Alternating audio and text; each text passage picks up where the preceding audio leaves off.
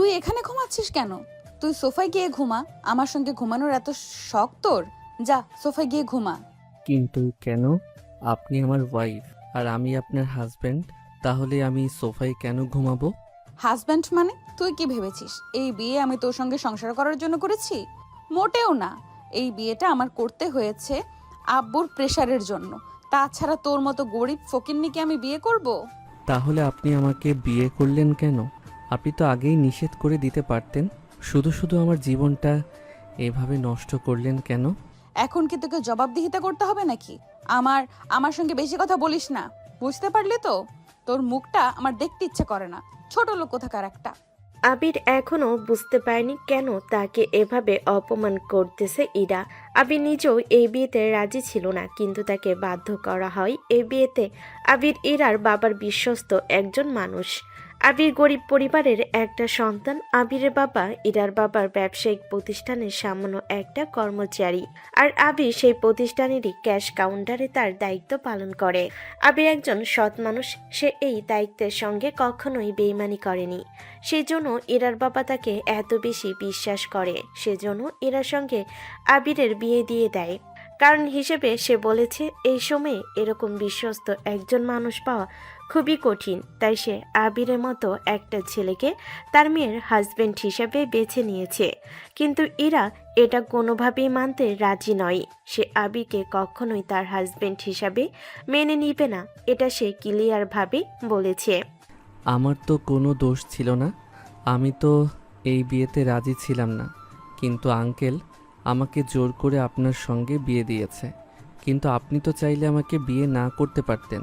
কিন্তু আপনি কেন আমাকে বিয়ে করলেন? কারণ হচ্ছে, যদি আমি তোকে বিয়ে না করতাম তাহলে বাবা হয়তো অন্য কারোর সঙ্গে আমার বিয়ে ঠিক করতো। কিন্তু আমি এখন বিয়ে করতে চাই না। আর আমি যাকে বিয়ে করতে চাই সে অন্য কেউ। তাই তো বাধ্য হয়ে তোর মতো ছোট লোককে বিয়ে করেছি। কারণ এখন আর আমার কোনো সমস্যা হবে না। আব্বু আমাকে বলতে আসবে না যে বিয়ে করো, কেউ আমাকে দেখতেও আসবে না। সময় মতো তোকে ডিভোর্স দিয়ে আমি নাহিদকে বিয়ে করব। ইরার মুখে অন্য একটা ছেলের কথা শুনে আবির অনেক কষ্ট পায়। তার কপালে যে এরকম দুঃখ ছিল সে ভাবতে পায়নি। ছোট থেকেই অনেক কষ্ট করে এই পর্যায়ে এসেছে, কিন্তু তার জীবনটা যে এভাবে নষ্ট হয়ে যাবে, ছন্নছাড়া হয়ে যাবে, সে কল্পনাও করতে পারেনি। ইরার হাতের পুতুল হয়ে থাকতে হবে আবিরকে, কারণ আবিরকে সে ডিভোর্স দিবে সময় মতো। আপনি আমাকে এভাবে বলির পাঠা না বানালেও পারতেন।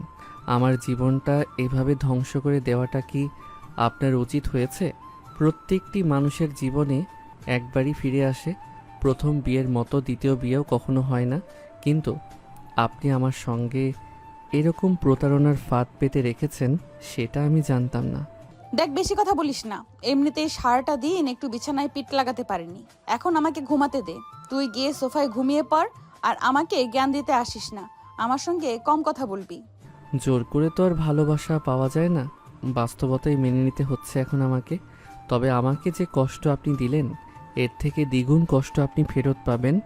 উপরে তো একজন আছে, তিনি সবই দেখতেছেন। 2 টাকার ছোট লোকের কথার ওজন কত? আমাকে নাকি কষ্ট পেতে হবে? তোর এই আশা কখনো পূরণ হবে না। চুপ করে থাকতো। যা, তোকে বললাম না বেশি কথা বলিস না আমার সাথে। আমার মাথা গরম হয়ে গেলে কিন্তু তোর অবস্থা খারাপ করে ফেলবো। ভালোভাবে বলতেছি, সোফায় গিয়ে ঘুমিয়ে পড়, না হলে কিন্তু ভালো হবে না। আবির আর ইরার সঙ্গে বেশি কথা না বলে সে সোফায় গিয়ে ঘুমিয়ে পড়ল। আবির সারা রাত তার চোখের পাতা এক করতে পারেনি। সে শুধু ভেবে গেছে তার সঙ্গে যে এরকম অন্যায় হবে সেটা কল্পনাও করতে পারেনি। এখন এই বিষয়টা সে না পারতেছে কাউকে বলতে, আর না পারতেছে সইতে। আবির সকালে ঘুম ভাঙতে সে বুঝতে পারল সকাল হয়ে গেছে। সে তড়িঘড়ি করে রেডি হয়ে তার কাজে চলে গেল। এদিকে ইরা ফ্রেশ হয়ে হাত মুখ ধুয়ে তার ভার্সিটিতে চলে গেল। ভার্সিটিতে গিয়ে তার বান্ধবীদের সঙ্গে দেখা করে তার বান্ধবী তাকে ট্রল করতে লাগলো। কি রে ইরা, শুনলাম কালকে নাকি তোদের দোকানের একটা কর্মচারীর সঙ্গে তোর বিয়ে হয়েছে। এতই কি খারাপ চেহারা হয়ে গেছে নাকি তোর? তোর চয়েস এত ফকিনির মতো কেন? সামান্য একটা কর্মচারীকে বিয়ে করলি? দেখ, না জেনে না বুঝে আবল তাবল কোনো কথা বলবি না। এটা একটা ট্রিক্স। বাবা আমাকে অনেক দিন হলো বিয়ের জন্য চাপ দিচ্ছে, কিন্তু আমি নাহিদকে ভালোবাসি।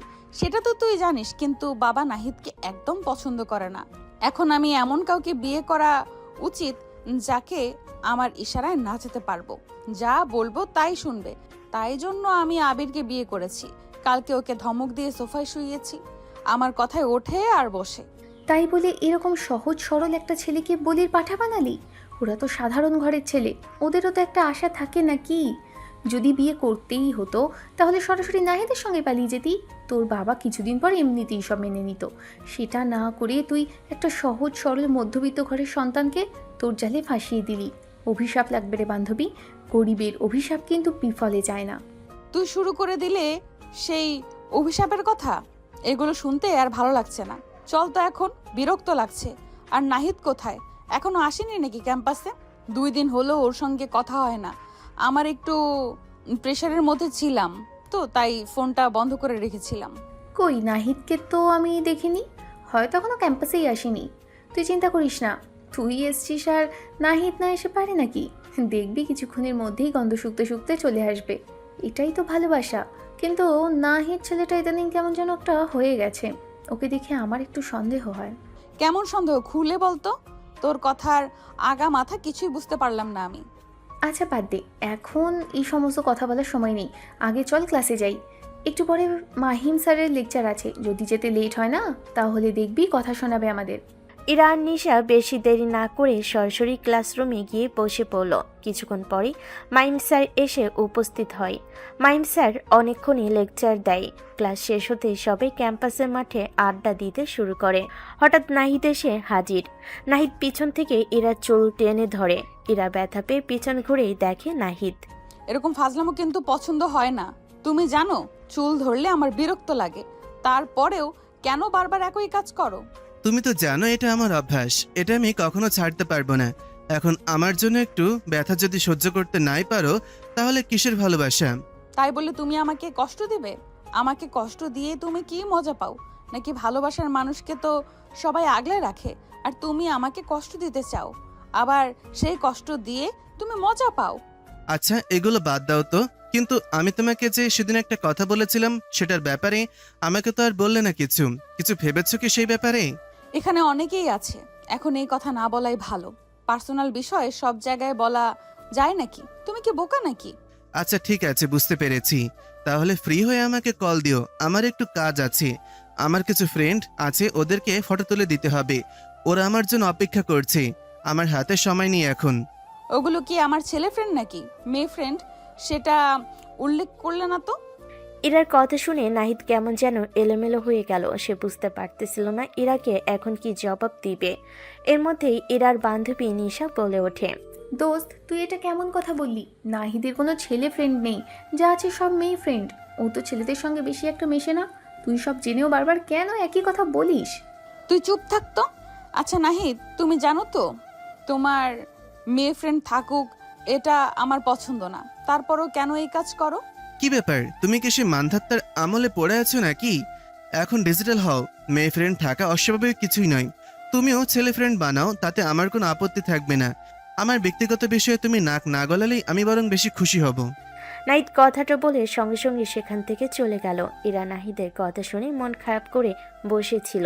তখনই তার বান্ধবী নিশা বলে, একটা জিনিস বুঝতে পারছি না, তুই সব কিছু জেনে শুনে কেন যে নাহিদের সঙ্গে এখনো রিলেশন কন্টিনিউ করছিস আমি বুঝতে পারছি না। তুই তার থেকে ভালো ছেলে ডিজার্ভ করিস, ও তো তোর যোগ্যই না। তুই তো জানিসই নাহিদকে আমি কত ভালোবাসি, কিন্তু আমার ভালোবাসার প্রতিদান ও শুধু কষ্টই দিয়েছে। তারপরও আমি ওকে বারবার ক্ষমা করে দিয়েছি, কিন্তু এখন মনে হচ্ছে নাহিদ একটু বেশি বেশি করতেছে। তোর সঙ্গে আমার একা একা এইভাবে কথা বলতে হবে। ও আসলে কি চায় সেটা ক্লিয়ার ভাবে জানতে হবে আমার। সবই তো আমি জানি, কিন্তু তারপরও তোর নাহিদের বিষয়টা নিয়ে আরেকটু ভাবা উচিত। ওর হাবভাব কিন্তু আমার একটুও ভালো লাগে না। সবসময় শুধু মেয়েদের ভিডিওকে দেখা যায়।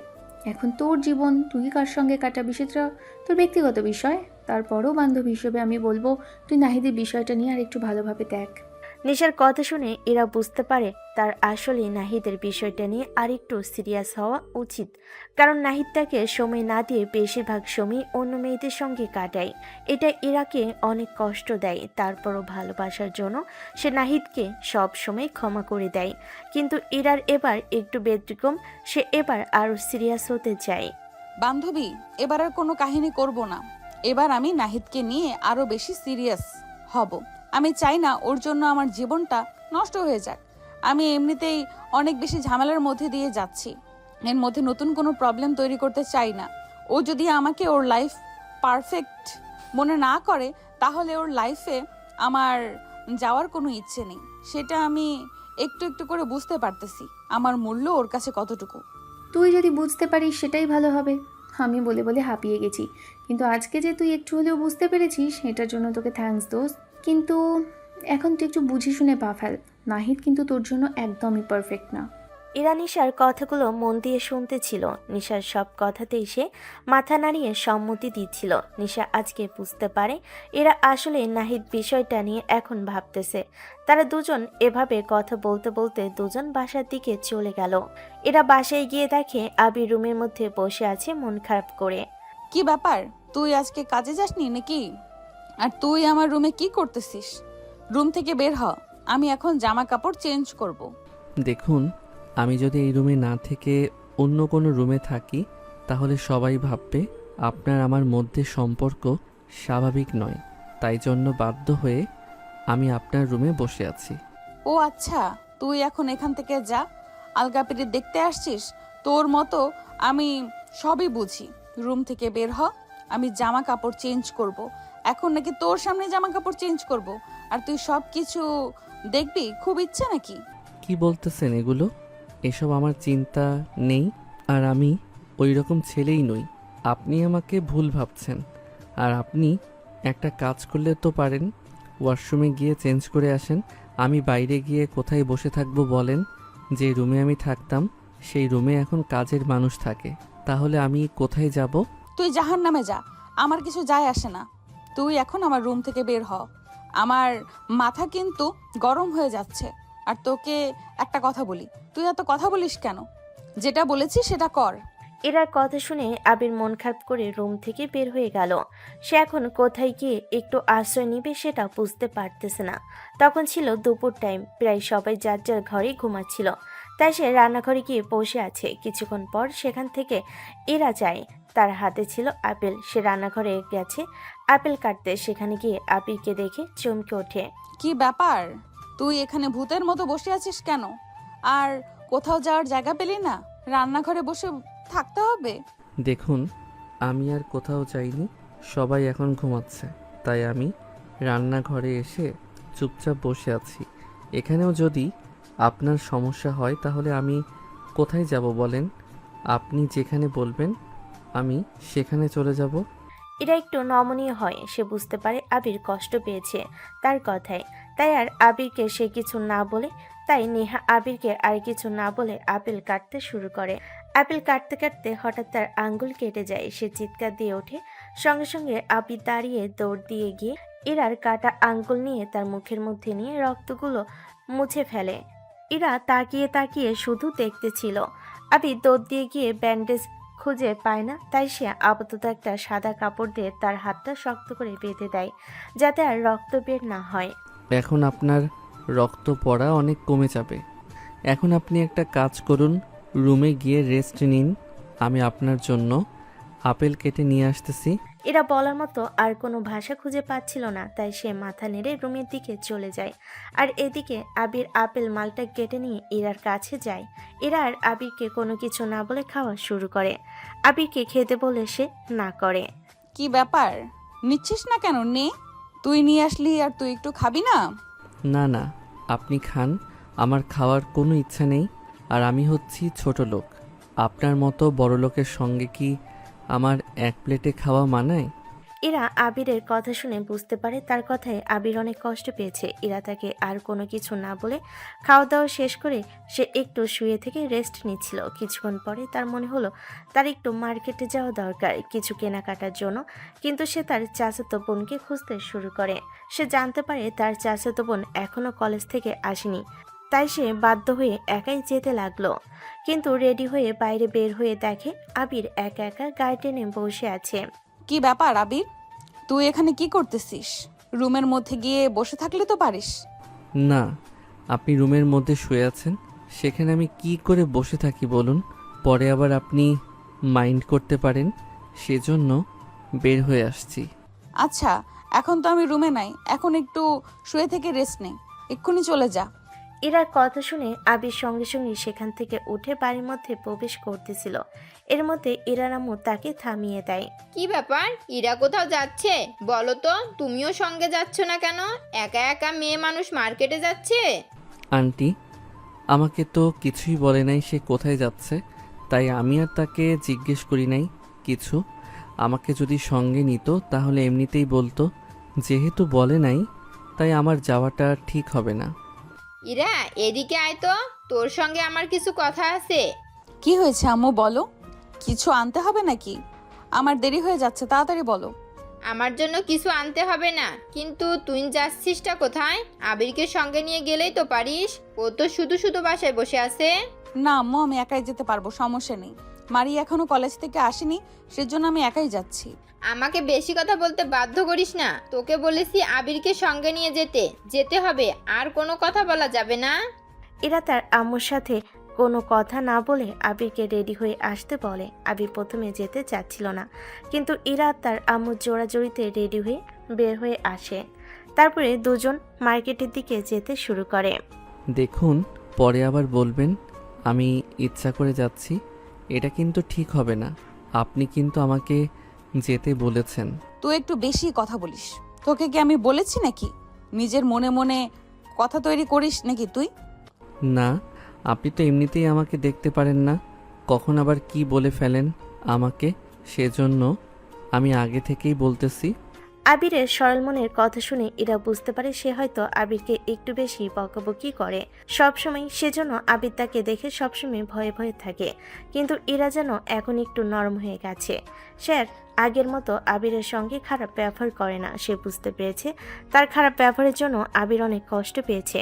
তাই আবিরকে সঙ্গে নিয়ে মার্কেটে যায় ইরা। সেখানে গিয়ে অনেকক্ষণ কেনাকাটা করার পর সে ভাবে যে আবিরকেও কিছু কিনে দেওয়া উচিত। তাই সে আবিরকে একটা শার্ট, 2টা টি-শার্ট আর 2টা প্যান্ট গিফট করে। আসার পথে নাহিদের সঙ্গে দেখা হয়ে যায় ইরার। কি ব্যাপার, তুমি এই অসময়ে মার্কেটে এসেছো কেন? আর এই ছেলেটাকে তোমার সঙ্গে? আবার দেখতেছি ওকে মার্কেট করে দিচ্ছ। তোমার নতুন বিএফ নয় তো? সাবধানে কথা বলো, কোথায় কোন কথা বলতে হয় সেটাও তো তুমি জানো না। ম্যানারলেস একটা। আর এটা কে তোমাকে বলতে বাধা নেই, কিন্তু তুমি আমাকে এইভাবে কথা বলতে পারলে কিভাবে? আমি তো কখনো তোমার এইরকম আঘাত দিয়ে কথা বলিনি। আরে তুমি সিরিয়াস হয়ে যাচ্ছ কেন? আমি তো তোমার সঙ্গে একটু ফাজলামো করলাম, তুমি তো দেখছি রেগে যাচ্ছ। কিন্তু মার্কেটে কেন এসেছো? আমি কিছু কেনাকাটা করার জন্য সেজন্য মার্কেটে এসেছি। কেন, তোমার কোনো সমস্যা নাকি? না, আমার কোনো সমস্যা নাই, কিন্তু আমাকে তো একটাবার বলতে পারতে। আমি তোমার সঙ্গে আসতাম, তা না করে তুমি একটা অচেনা ছেলেকে সঙ্গে করে নিয়ে এসেছো। তুমি আবার দিবে আমাকে সময়? তোমার তো সারাদিন কেটে যায় অন্য মেয়েদের ছবি তুলে দিতে, তাহলে আমাকে সময় দিবে কিভাবে? আর তুমি যাকে অচেনা ছেলে বলতেছো, ও অচেনা না, ও আমাদের বাসায় থাকে। আমার বাবার ব্যবসায় ওর অনেক বেশি অবদান আছে। আজকেও ও কাজে যায় নাই, সেই জন্য ওকে নিয়ে এসেছি। আর তোমার সঙ্গে এখন কথা বলার সময় নেই, রাত হয়ে গেছে, লেট হলে আম্মু বকা দিবে। আমাকে তাড়াতাড়ি যেতে হবে, সরো। ইরা নাহিদকে বাই বলে দ্রুত সেখান থেকে চলে আসে। একটা রিক্সা নিয়ে সরাসরি তার বাসায় চলে আসে। বাসায় এসে দেখে হলরুমে সবাই বসে আছে। ইরার চাচাতো বোন জিজ্ঞেস করে, কি ব্যাপার আপু, কোথায় গেছিলে ভাইয়াকে নিয়ে? দেখছি অনেক মার্কেট করেছো, আমাকে তো কিছুই কিনে দিলে না এই পর্যন্ত। নতুন ভাইয়াকে পেয়ে দেখছি আমাকে ভুলেই গেছো। বেশি কথা বলিস না, পাকনা পাকনা কথা শিখে গেছিস না? মারবো একটা চর। তুই কলেজ থেকে আসতে আসতে দেরি করলি কেন? আজকে কোথায় গিয়েছিলি? গ্রুপ স্টাডি করলাম আপু, কালকে অনেক গুরুত্বপূর্ণ ক্লাস আছে তো, সেজন্য সবাই মিলে একটু স্টাডি করলাম। আমি না থেকে তো ভালোই হয়েছে, তুমি ভাইয়াকে নিয়ে যেতে পেরেছো সঙ্গে করে। প্রতিদিন তোর এত কি কেনাকাটা করা লাগে বুঝি না আমি। আচ্ছা যাই হোক, তোর মামা এসেছে, তোর মামার সঙ্গে আবিরের পরিচয় করিয়ে দে। আমার বয়ে গেছে, আমার এতক্ষণ হাঁটাহাঁটি করেছি, আমার ক্লান্ত লাগতেছে। তোমার ইচ্ছে থাকলে তুমি পরিচয় করিয়ে দাও, আমি রুমে গেলাম, ফ্রেশ হতে হবে আমার। একথা বলেই ইরা তার রুমে চলে যায়। তার আম্মু আবিরের সঙ্গে তার মামা মামি মামাতো ভাই সবাই সঙ্গে পরিচয় করিয়ে দেয়। তার মামা বলে, বাহ, দুলা ভাইয়ের মুখে শুনেছিলাম তুমি নাকি অনেক লক্ষ্মী একটা ছেলে। আজকে বুঝতে পারলাম তুমি তো অনেক ভদ্র ছেলে। কত সুন্দরভাবে আমাদের সম্মান করলে। আজকালকার ছেলে তো এরকম সম্মান করতে জানে না, তুমি তো তার থেকে ভিন্ন দেখতেছি। না রে, আবির অনেক লক্ষ্মী একটা ছেলে। ও সব সময় কাজ করতে ভালোবাসে। ও কখনোই সময়কে অপচয় করে না। বাসায় থাকলে কখনোই রেস্ট করে না, এখানে ওখানে যেতেই থাকে। এই দেখ না, আজকে একটু বাসায় ছিল, কিসের কি রেস্ট নেবে তা না করে এখান থেকে ওখানে যাইতেছে আসতেছে। আপা, তুই আসলে অনেক ভাগ্যবান মানুষ যে এত সুন্দর লক্ষ্মী একটা জামাই পেয়েছিস। আমাদের কপালে যে কি আছে আল্লাহ ভালো জানে। দুলা ভাই, আমাদের তো এখনো কোনো ট্রিটই দিলেন না। কি খাবা বলো? বাসায় অর্ডার করে দিব নাকি বাইরে গিয়ে খাবে? কি যে বলেন না ভাই, বাড়িতে তো সবসময় খাওয়া দাওয়া করি, একটু বাইরে গিয়ে খাওয়া দাওয়া করবো, আড্ডা দিব, মজা করব। আপনি দেখছি কিছুই বোঝেন না। আচ্ছা ঠিক আছে, রাগ করো না। তুমি যেখানে যেতে চাও সেখানেই খাওয়াবো তোমাকে, সমস্যা নাই। কিন্তু আজকে তো রাত হয়ে গেছে, তাহলে কালকে নিয়ে যাব নাকি? তাতে চলবে, সমস্যা নেই ভাই। আমাকে শুধু নিয়ে খাওয়ালেই হবে। কিন্তু আজকেই যে যাওয়া লাগবে এমন কোনো মানে নেই। আপনি কালকেই নিয়ে যান আমাদেরকে। আচ্ছা ঠিক আছে, সমস্যা নাই। কালকে যখন যেতে চাও তখনই নিয়ে যাব তোমাদেরকে। শুধু আমাকে আগে থেকে জানিয়ে রেখো, তাহলে হবে। আচ্ছা ঠিক আছে দুলা ভাই, আপনি এখন রুমে যান। বাইরে থেকে এসে ক্লান্ত হয়ে গেছেন, একটু রেস্ট নিন। তারপর আপুকে সঙ্গে নিয়ে এসে খাওয়া দাওয়া করে তারপর আবার উপরে যাবেন। আবির সেখানে অনেকক্ষণ কথা বলার পর ভয়ে রুমের দিকে যাচ্ছিল আর ভাবতেছিল আবার না জানি ইরা তাকে কি বলে। সে ভয়ে ভয়ে রুমের ভিতর ঢুকতেছিল, এরই মধ্যে ইরা বলে ওঠে, কি ব্যাপার, এরকম চোরের মতো করে আছিস কেন রুমে ঢোকা বাদ দিয়ে? না, ভয় করতেছে। আবার যদি কিছু বলেন সেজন্য আগে থেকে সাবধান হয়ে নিচ্ছি। আচ্ছা তুই আমাকে একটা কথা বলতো, তুই কি বোকা সেজে থাকিস নাকি তুই আসলেই বোকা? তোকে কি আমি সবসময় বকা দেই নাকি? একটু চালাক হ, দুনিয়ায় বাঁচতে হলে নিজেকে চালাক করতে হয়। না, আমার চালাক হতে হবে না। আমি নিজেকে সহজ সরলভাবে রাখতে চাই। চালাক হলে তো অহংকার চলে আসবে নিজের মধ্যে। আমি চাই না আমার মধ্যে কোনো অহংকার থাকুক। আমি এভাবে থাকতেই স্বাচ্ছন্দ্য বোধ করি। এতে যদি কেউ আমাকে বোকা ভাবে বা অপমান করে তাতে আমার কোনো যায় আসে না। আমি এটাতেই কমফোর্ট। আচ্ছা তোর যেটা ভালো মনে হয় সেটাই কর, তোর সঙ্গে আমার অতিরিক্ত কথা বলার কোনো লাভ নেই। আমি কি আজকে তাহলে এখানেই ঘুমাবো নাকি বাইরে গিয়ে অন্য কোথাও ঘুমাবো? তুই কি পাগল হয়ে গেছিস নাকি? তুই যদি বাইরে গিয়ে ঘুমাস তাহলে আব্বু আম্মু তো সবকিছু জেনে যাবে। তখন তো আমাকে সবাই খারাপ ভাববে যে আমি তোকে রুম থেকে বের করে দিয়েছি। তার থেকে তুই সোফায় ঘুমা, কিন্তু বেশি কথা বলবি না, চুপচাপ ঘুমিয়ে থাকবি। আবির আর কোনো কথা না বাড়িয়ে খাওয়া দাওয়া করে শেষ করে সোফায় ঘুমিয়ে গেল, কারণ কালকে তাকে সকাল সকাল শোরুমে যেতে হবে। এমনিতেই আজকে যায়নি, সেজন্য তার অনেক টেনশন হচ্ছে। ইরাও তার মতো ঘুমিয়ে গেল। সকালে ঘুম ভাঙতে ইরার চোখে পড়ে যে আবির ঘরে নেই। তার চাচাতো বোনকে জিজ্ঞেস করলে সে বলে শোরুমে গেছে। ইরাও খাওয়া দাওয়া শেষ করে দ্রুত ভার্সিটির উদ্দেশ্যে রওনা হয়ে গেল। ভার্সিটি গিয়ে সর্বপ্রথম নাহিদের সঙ্গে দেখা হয়। নাহিদ বলে, আজকে তো লেট হলো কেন তোমার? খুব ব্যস্ত সময় পার করছো নাকি তুমি ওই ছেলেটার সঙ্গে? তুমি আসলে একটা অমানুষ।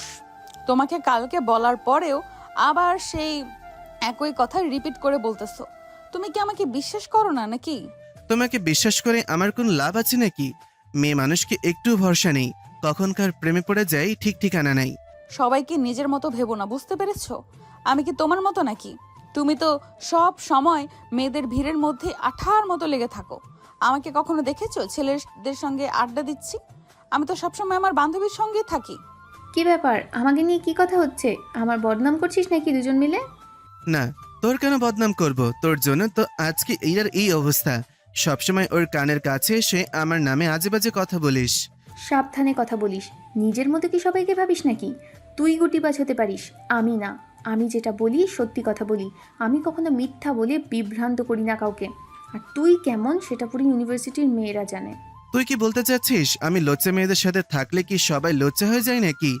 যদি তাই হয় তাহলে তো তুই আর ইরা আরো বড় লজ্জানি। তোকে বলেছিলাম না, এখন শুনছিস তো ওর কথা? ওর কথার কোনো আগামাথা আছে? মুখে যা আসছে তাই বলছে, কোনটা ভালো কোনটা মন্দ কিচ্ছুই বুঝছে না। আচ্ছা এতক্ষণ ধরে যে আমি আর তুমি কথা বলতেছি, আমার যে আঙুল কেটে গেছে সেখানে ব্যান্ডেজও করেছি, সেটা কি একবারও তোমার নজরে পড়েছে? কিরে, হাত কাটলো? কোনো কিছু কাটতে হলে যে একটু দেখে শুনে কাটতে হয়, সেটা কি জানো না নাকি? শুধু শুধু আঙুলটা কেটে ফেলেছ। তোমার মনোযোগ কোথায় থাকে আমি সেটাই বুঝতে পারি না। এমনিতেই ঠিক হয়ে যাবে, চিন্তার কোনো কিছু নেই, ওষুধ খেলেই হবে। বাহ, তুমি যে এত সুন্দর করে আমাকে সান্ত্বনা দিবে সেটা আমি কল্পনাও করতে পারিনি। অবশ্য তোমার থেকে এর থেকে বেশি কিছু আশা করাও বোকামি, আর সেই বোকা হচ্ছে আমি। আমার মতো বোকা এই পৃথিবীতে আর একটাও নেই। তা না হলে কি তোমার মতো ছেলের সঙ্গে আমি প্রেমের সম্পর্ক থাকে? দোস্ত, আমার সব কথা কি এখন মিলে যাচ্ছে নাকি? তোকে বলেছিলাম না, নাহি তোর জন্য পারফেক্ট না। ওর কথা ঠিক নেই। তোর সঙ্গে কথা বলতে আসলে শুধু ঝগড়া লাগে, কিন্তু যখন অন্য মেয়েদের সঙ্গে কথা বলে তখন মনে হয় মুখ দিয়ে মধু ঝরে। বাদ দে তো, এখন এখান থেকে চল। ওর সঙ্গে কথা বললে তো শুধু মেজাজ খারাপ হবে। না, বাদ দেবো কেন? আজকে তার শেষ দেখে যাব আমি। নাহিদ, অনেক সহ্য করেছি, আর না। আজকে তোমাকে আমি ক্লিয়ার করে একটা কথা বলতেছি। আজকে থেকে তোমার সঙ্গে আমার আর কোনো সম্পর্ক নেই। তোমার সঙ্গে আমি ব্রেকআপ করে দিলাম। তোমার মতো তুমি থাকো, আমি আমার মতো। বুঝতে পেরেছি তো, নতুন কাউকে পেয়ে গেছো সেই জন্য তো আর আমাকে ভালো লাগছে না। সমস্যা নেই, এটা যদি তোমার সিদ্ধান্ত হয় তাহলে আমার আপত্তি কেন? তোমার সঙ্গে জোর জবরদস্তি করার কোনো প্রশ্নই আসে না। এরা দ্রুতই সেখান থেকে চলে যায় নিশাকে নিয়ে। এরা বুঝতে পেরেছে নাই তার জন্য পারফেক্ট লাইফ পার্টনার হতে পারবে না। সে ভুল একটা মানুষকে চুজ করে ফেলেছিল, কিন্তু সঠিক মানুষকে সে মূল্য দিতে পারেনি। সবসময় তাকে অপমান করেছে, তার ভালোবাসা থেকে দূরে সরিয়ে রেখেছে। যে ভালোবাসা পাওয়ার যোগ্য সে পেয়েছে অপমান, লাঞ্ছনা আর দুঃখ। আর যে ভালোবাসা পাওয়ার যোগ্য না সে পেয়েছে ভালোবাসা। যদি আমাকে একটা কথা বলতো, তোর যে বিয়ে হয়ে গেছে সেটা তুই নাহিদকে বলিসনি কেন? বলিনি, তাই এই অবস্থায় যদি বলতাম তাহলে হয়তো এতক্ষণে আমার গায়ে হাত তুলতে। ওকে দিয়ে একটুও বিশ্বাস নেই। ওকে যদি আগেই বলতি তাহলে ওর রূপ এতক্ষণে তুই দেখে ফেলতি, কারণ ওর আসল রূপ অনেক ভয়ানক। সারাদিন মেয়েদের সঙ্গে ঘোরাফেরা করে, আর নেশাখোর পোলাপানের সঙ্গে ওর বন্ধুত্ব। যাই হোক, তুই ওর থেকে সাবধানে থাকিস। ও কিন্তু মোটেও ভালো ছেলে নয়। এখন কিন্তু ও খারাপ কিছু করলেও করতে পারে। সমস্যা নেই, আমিও দেখবো ও কি করতে পারে। আরো আগে এই জন্য বলিনি, আমি একটা সময়ের অপেক্ষা করতেছিলাম। সময় আসলে তখন ওকে বুঝিয়ে বলতাম, কিন্তু তার আগেই যে ও এত খারাপভাবে নিজেকে উপস্থাপন করবে সেটা আমি বুঝতে পারিনি। তবে ভালো হয়েছে ও আমাকে আগেই বলে দিয়েছে। কিন্তু একটা খারাপ মানুষের জন্য আমি একটা ভালো মানুষকে কষ্ট দিয়েছি। আবিরের টাকা নিয়ে মধ্যবিত্ত পরিবারের সন্তান, তারপরও ওর মন অনেক ভালো। আমি এত বকাবকি করার পরেও ও আমার সেবা করে। আমার হাত কেটে যাওয়ার পরে দৌড়াদৌড়ি করে ব্যান্ডেজ না পেয়ে কাপড় নিয়ে এসে আমার হাত বেঁধে দেয়, আমাকে আপেল মালটা কেটে খাওয়ায়, যত্ন নেয় আমার। আর আমি কি না ওকে কষ্ট দিয়েছি? আর যে আমাকে কষ্ট দেয় তাকে আমি ভালোবাসা দিয়েছি। নিজের প্রতি এখন ঘৃণা হচ্ছে আমার। তুই যে বুঝতে পেরেছিস সেটাই অনেক কিছু। এখন তুই ভেবে দেখ, ওই ছেলেকে ডিভোর্স দিবি নাকি ওর সঙ্গে সম্পর্ক কন্টিনিউ করবি।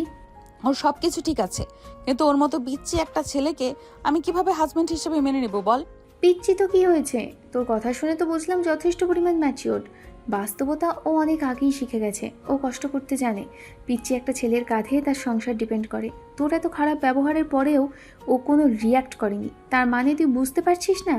নিশার কথা শুনে ইরা শুরু করে তার কথাগুলো উপলব্ধি করতেছে। সে এখন আসলে মনে করতেছে আবির পিচ্ছি হলে কি হবে, এর মধ্যে সততা আছে, বিশ্বস্ত একজন। এই সময়ে ওর মতো ছেলে পাওয়া ভাগ্যের ব্যাপার। তবে কি আজকে ইরা আবিরের সঙ্গে সম্পর্ক পূর্ণ স্থাপনের চেষ্টা করবে? আচ্ছা দোস্ত, বাদ দে। এখন চল তাহলে ক্লাসে যাই। ক্লাস শেষ করে কিছুক্ষণ আড্ডা দিয়ে তারপরে বাসার দিকে চলে যাব। না দোস্ত, আমি আজকে ক্লাস করব না। আমার বিরক্ত লাগতেছে।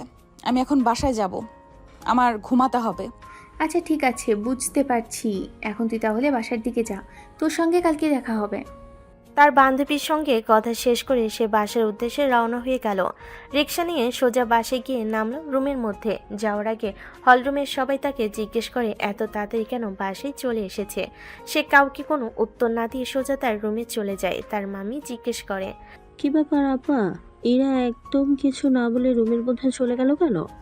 ও এমনই, সবসময় শুধু জেদ করে। হয়তো ভার্সিটিতে গিয়ে ভালো লাগেনি তাই বাসায় চলে এসেছে। এটা ওর জন্য নতুন কিছু না। কিন্তু আপা, এটা বলা ঠিক হবে কি না আমার ইরাকে সন্দেহ হয়। আমার মনে হয় আবিরের সঙ্গে সম্পর্ক ভালো না। আবিরের সঙ্গে ঠিকমতো কথা বলে না। আবিরও দেখি ইরাকে দেখে ভয় ভয় থাকে। কি বলিস? আমি তো এই বিষয়ে কিছুই জানি না। আমি তো জানতাম বিয়ের পরে ওদের মধ্যেই সব কিছু ঠিক হয়ে গেছে। তুই কি আসলে শিওর? আমি 100% শিওর হয়ে বলতেছি, কারণ আমি আবিরকে সোফায় শুয়ে থাকতে দেখেছি। কিন্তু তোমাকে বলিনি বিষয়টা, যদি তুমি মাইন্ড করো সেজন্য। ইরার মামির মুখে এই কথা শুনে ইরার আম্মু অবাক হয়ে গেল। সে বুঝতে পারছে না আসলে কি এটা সত্যি নাকি সে ভুল কিছু দেখছে।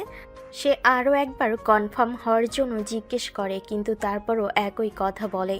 এবার ইরার আম্মু সন্দেহ হতে শুরু করে। সে একটু একটু করে বুঝতেছে এখন ইরা কেন আবিকে সবসময় ধমকায়, কিন্তু ইরা এখন ঘুমিয়ে আছে, সেই জন্য কেউ তাকে ডাকতে চায় না। কি ব্যাপার আবির, তুমি আজকে এত তাড়াতাড়ি বাসায় চলে এসেছো কেন? শরীর খারাপ নাকি তোমার? আন্টি, শরীর খারাপ না, আজকে একটু চাপ কম তো, তাই আঙ্কেল আমাকে চলে যেতে বলল বাড়িতে, তাই চলে এসেছি।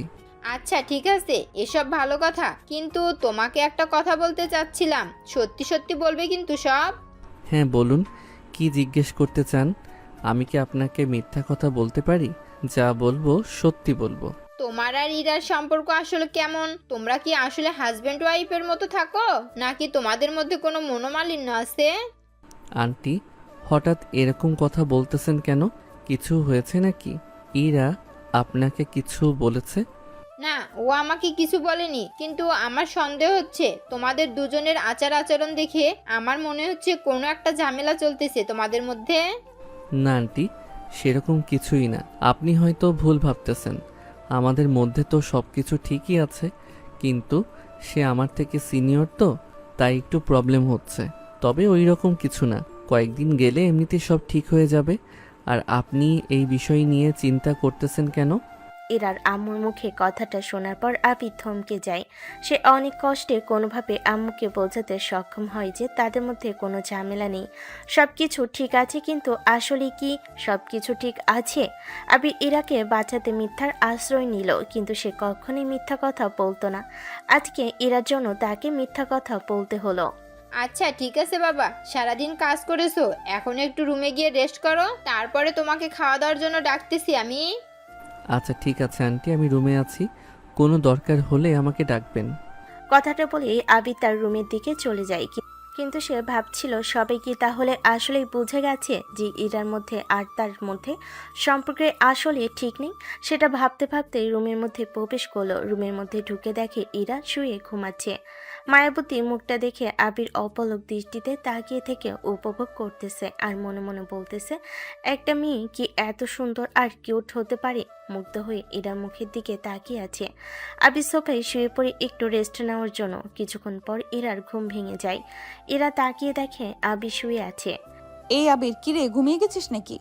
না ঘুমাইনি, বলুন, কিছু বলবেন আমাকে? আমার পাশে এসে একটু বস, তোর সঙ্গে একটু কথা আছে। ইরার কথা শুনে আবির অবাক হয়ে গেল। সে বুঝতে পারতেছে না তাই কি করা উচিত, কারণ ইরা তো আবিরকে দেখতে পায় না। কি হয়েছে বলুন? আপনি তো আমাকে এইভাবে কখনোই ডাকেন না, তাহলে আজকে কি এমন হলো বুঝতে পারলাম না। কেন, আমি তোকে ডাকতে পারি না? আমি ডাকলে কি সমস্যা? না, কোনো সমস্যা না, বলুন আপনি কি বলতে চান। আপনি কি এখনই ডিভোর্স চাচ্ছেন নাকি সমস্যা নেই? আপনি যখন বলবেন আমি করে দিতে পারবো, চিন্তা করবেন না আপনি। আবিরের মুখে ডিভোর্সের কথা শুনে ইরা তেলে বেগুনে জ্বলে ওঠে, আবিরকে ধমকাতে শুরু করে। ইরা আবিরের হাত ধরে টান দিয়ে নিয়ে বিছানার উপর শুয়ে দিয়ে আবিরের শরীরের উপর শুয়ে পড়ে ইরা। আবির অবাক হয়ে তাকিয়ে আছে ইরার দিকে। আবিরের হাত পা কাঁপতেছিল, তার মুখ দিয়ে কোনো কথা বের হচ্ছিল না। ইরা বলে, কি ব্যাপার, তুই কি ভয় পেয়ে গেলি নাকি? কোনো কথাই বলতেছিস না, কিছু তো বল। না মানে আপনি আমার সঙ্গে এরকম করতেছেন কেন? কেন আমি এরকম করব না তো কে করবে এরকম? আমি তো তোর ওয়াইফ, তোর সঙ্গে আমি রোম্যান্স করব না তো কি পরপুরুষের সাথে রোম্যান্স করব নাকি? আমি সেটা বলতে চাইনি, আমি বলতে চাচ্ছি যে আপনি তো আমাকে ডিভোর্স দিবেন, তাহলে আবার আমাকে এখন কাছে টেনে নিচ্ছেন কি জন্য সেটা জানতে চাচ্ছি। তোকে আমি আগে যা কিছু বলেছি সব কিছু এখন ভুলে যা। আজকে থেকে আবার নতুনভাবে শুরু করতে হবে। তোকে আমি অনেক কষ্ট দিয়েছি, অনেক খারাপভাবে কথা বলেছি, কিন্তু আর নয়। ইরার মুখে এরকম অনুতপ্ত কথা শুনে আবির অবাক হয়ে গেল। ইরার হঠাৎ এরকম পরিবর্তন দেখে আবির বুঝতে পারছিল না এটা কি আসলেই ইরা নাকি অন্য কেউ। আচ্ছা ঠিক আছে, বুঝতে পারছি, আমাকে এখন যেতে দিন, আমি ঘুমাবো। তুই কি এখন আমাকে একটু অ্যাটিটিউড দেখানোর চেষ্টা করতেছিস নাকি? আমি তোর সঙ্গে ভালোবাসা দিয়ে ভদ্রভাবে কথা বলতেছি, আর তুই দেখতেছি আমার সঙ্গে উল্টো ব্যবহার করতেছিস। আপনি ভুল ভাবছেন, আপনি তো আমাকে হাজবেন্ড হিসেবে মেনে নেন নাই, তাহলে আপনার সঙ্গে কিভাবে আমি এই সম্পর্ক করব? তুই আসলে বেশি কথা বলিস। কে বলেছে আমি তোকে হাজবেন্ড হিসেবে মেনে নেইনি? আমি এতক্ষণ যাবত যে তোর সঙ্গে রোমান্টিক রোমান্টিক কথা বলতেছি, সেটা শুনে তুই কি বুঝতে পারছিস না নাকি আমি তোকে মেনে নিয়েছি কি নেই নাই? আবির সেখান থেকে উঠে চলে যাবে, হঠাৎ ইরা তাকে টান দিয়ে নিয়ে এসে বিছানায় শুইয়ে দেয়। তার দুই হাত শক্ত করে ধরে তার উপরে উঠে বসে কিস করতে শুরু করে। আবিরও ইরাকে শক্ত করে ধরে তার বুকের সঙ্গে জড়িয়ে নেয়। এভাবেই তারা দুজন অনেকক্ষণ একজন আরেকজনকে কিস করতেছিল, ভালোবাসছিল। হঠাৎ আবির ইরাকে উপর থেকে নামিয়ে বিছানার উপর শুইয়ে দিয়ে ইরার উপরে আবির উঠে পড়ে, তাকে আদর করতে শুরু করে। দুজনে উত্তেজনার ভালোবাসার পরম পর্যায়ে আছে, দুজন দুজনকে সর্বোচ্চ ভালোবাসা দেয়। এভাবেই তারা অনেকক্ষণ সময় কাটানোর পরে আবির ইরার উপর থেকে সরে যায়। দুজন ঘেমে একাকার, ফ্যান দিয়েও তাদের ঘাম যেন শেষ হচ্ছিল না। ইরা জিজ্ঞেস করে, কিরে, কেমন লাগলো তোর? তুই তো আমাকে ভালোবাসতে চাইছিলি না, তাহলে হঠাৎ করে কি এমন হলো আমাকে এত এত বেশি ভালোবাসা দিয়ে ভরিয়ে দিয়েছিস? আপনি আমার ওয়াইফ, আপনাকে যদি আমি ভালোবাসা না দেই তাহলে কি অন্য মেয়েকে দেব নাকি? আমি শুধু আপনার ফাইল ডিসিশনের জন্য অপেক্ষা করতেছিলাম। আমি ভেবেছিলাম আপনি আমাকে ডিভোর্স দিবেন, তারপরও আমি আপনাকে ভালোবেসে গেছি একান্তভাবে।